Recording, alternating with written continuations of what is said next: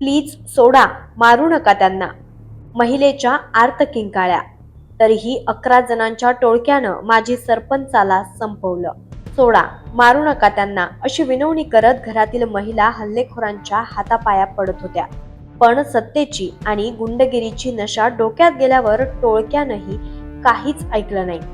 कानून हमारे हात में है असं म्हणत 11 जणांच्या टोळक्यानं ओहर गावचे माजी सरपंच दादा सांडू पठाण वय वर्ष 68 यांची निर्घृण हत्या केली. या घटनेनं संपूर्ण जिल्हा हादरलाय.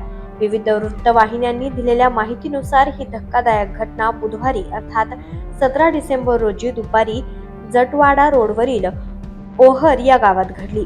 नेमकं काय घडलं? दादा पठाण आणि आरोपी यांच्यात गेल्या काही वर्षांपासून गट क्रमांक 198 या जमिनीचा वाद सुरू होता. बुधवारी दुपारी दादा पठाण हे आपल्या घरासमोर बसलेले असताना 11 जणांचे टोळके हातात लोखंडी रॉड आणि लाठ्या काठ्या घेऊन तेथे आले. त्यांनी दादा पठाण यांच्यावर हल्ला चढवला. यावेळी पठाण यांच्या घरातील महिलांनी मध्यस्थी करण्याचा प्रयत्न केला. त्या अक्षरशः हल्लेखोरांसमोर हात जोडून विनवण्या करीत होत्या. प्लीज सोडा, मारू नका त्यांना, आपण बसून चर्चा करू. मात्र रक्ताची तहान लागलेल्या हल्लेखोरांनी महिलेच्या विनवणीकडे दुर्लक्ष केलं. त्यांनी वृद्ध दादा पठाण यांच्या डोक्यात आणि शरीरावर सपासप वार केले, ज्यात त्यांचा जागीच मृत्यू झाला. वाचवण्यासाठी आलेली त्यांची 2 मुलेही या हल्ल्यामध्ये गंभीर जखमी झाली आहेत. कानून हमारे हात में है. प्रत्यक्षदर्शींनी दिलेल्या माहितीनुसार हल्लेखोर अत्यंत आक्रमक होते.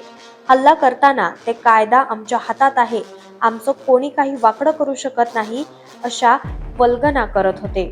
त्यांनी दहशत निर्माण करण्यासाठी पठाण यांच्या घरासमोरील दुकानाचीही तोडफोड केली.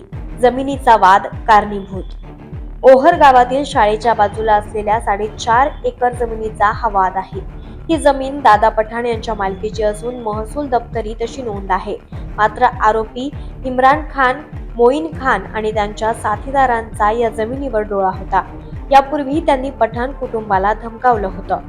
घटनेनंतर गावात तणाव निर्माण झाला होता. हर्सुल पोलिसांनी तातडीनं घटनास्थळी धाव घेत परिस्थिती नियंत्रणात आणली.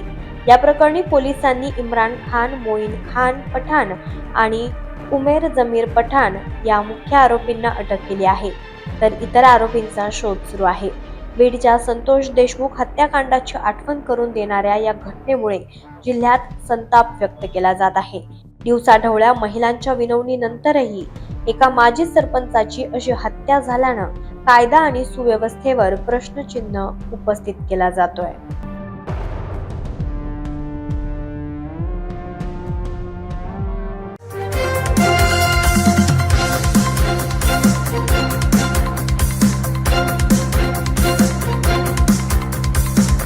समाज साधना न्यूज, समाजहितासाठी सदैव अग्रेसर.